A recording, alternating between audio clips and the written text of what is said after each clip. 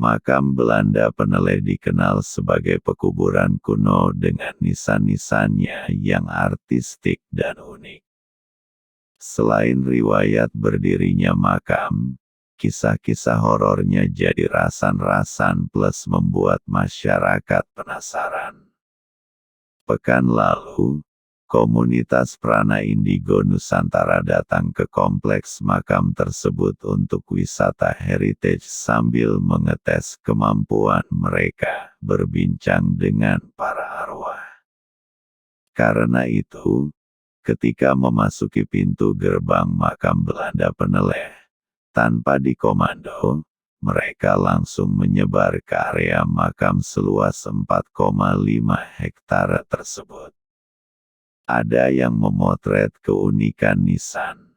Ada pula yang coba mengartikan tulisan secara sepotong-potong.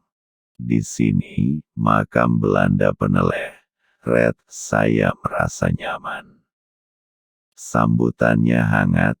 Celetuk pembimbing komunitas Prana Indigo Nusantara Ayu Prameswari saat keliling area makam. Perempuan yang akrab disapa Gabi itu menyebut bahwa seluruh penghuni ramah. Mereka sama sekali tak terlihat kejam. Banyak arwah, Red, yang ingin mengobrol. Namun belum bisa dilayani karena keterbatasan waktu. Tambah Gabi. Pencinta traveling itu mengaku sempat berdialog dengan salah satu arwah noni Belanda. Namanya Ane. Berdasar cerita Gabi, Ane lama tinggal di Surabaya. Gadis itu merupakan anak salah seorang bangsawan Belanda. Dia meninggal di usia 19 tahun karena suatu penyakit.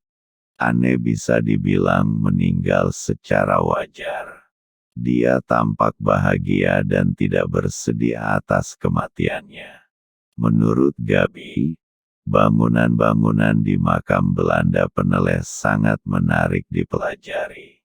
Salah satu yang menjadi sorotan adalah makam Pierre Jean Baptiste de Perez atau PJB de Perez. Pria asli Belanda itu dikenal sebagai wakil direktur Mahkamah Agung Hindia Belanda yang juga komisaris sejumlah perusahaan besar. Perez tercatat pernah menjadi residen Surabaya dan gubernur Sulawesi. Aura mistis, makam Belanda Peneleh penuh dengan nisan yang artistik dan bersejarah.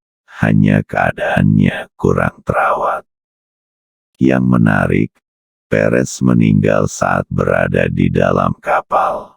Jenazahnya dikuburkan setelah sekitar 10 hari di laut, kata pegiat sejarah Kuncarsono Prasetyo yang didapuk sebagai pemandu tur makam Belanda Peneleh.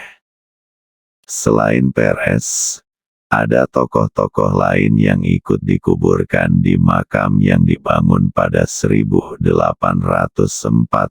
tersebut. Seperti residen Surabaya Daniel Francois Willem Pietermaat tahun 1790 sampai tahun 1848. Dan Gubernur Jenderal Hindia Belanda Peter Marcus tahun 1787 sampai tahun 1844.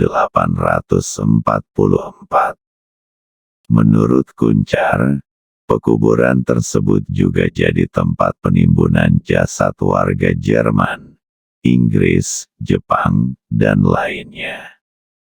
Hal itu bisa dicek dari beberapa tulisan yang terdapat di nisan. Kata mantan jurnalis tersebut, ada 3.821 jasad yang dikuburkan di makam. Satu makam rata-rata dipakai untuk lebih dari 2 jasad. Jadi, makam dulu memakai sistem buka tutup. Tidak seperti sekarang yang ditutup permanen setelah dipakai menguburkan satu orang, jelas Kuncar.